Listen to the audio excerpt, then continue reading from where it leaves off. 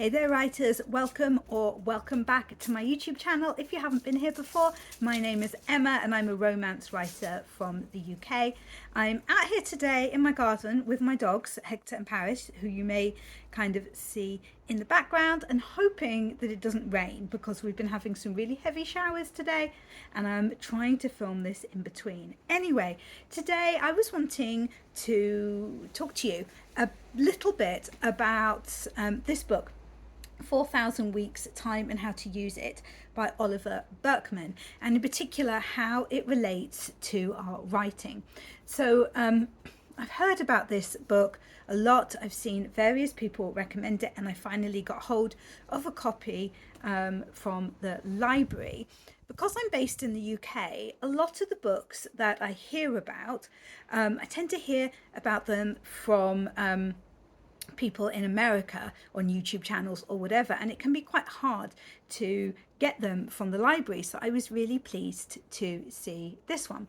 So the idea behind this book is that the average human lifespan is roughly 4,000 weeks, and this book is about how to make the most of that time, basically, how to be aware that we have a finite amount of time on this earth, and not necessarily in like a depressing way, although I guess there are points when you're reading it that it might be like, oh gosh, this is a bit much, but in a sort of not wasting time way, but also not in a ridiculous hyper productivity, I must be busy every single moment and achieving every single moment kind of way, which I really liked. But looking at it from a writer's point of view and how the information in this book can help writers and, well, help us finish our projects, most importantly, because I think that's where a lot of us struggle. It's not coming up with the ideas for what to write, it's actually being able to finish the projects and to give enough time over to them in our already busy lives. So there was a particularly interesting part here which was quite relevant, I thought. So basically what he says is that what a lot of people try to do is that they kind of try to clear the decks. They try to get their lives under control before they take on the big project. I'll write my book, you know, when everything calms down. And the point that the writer makes is that it's never going to calm down. Part of life is the fact that we are always dealing with things. We're always dealing with problems, and there are all kinds of different problems. I don't necessarily just mean negative things in our lives. I mean things that we need to deal with, that we need to solve. And yeah, so there's never going to be this perfect time in your life when you can sit down and devote yourself completely to writing a book. So basically what he says is that you need to start now, and you need to prioritize what is important in your life. Basically what it comes down to is that you need to pay yourself first. So this is a concept that I've seen in some kind of finance books and things like that. The idea being that you need to pay yourself before you expand your business, before you pay bills and things like that. So it's exactly the same with creative projects which are important to us. We have to make the time for them.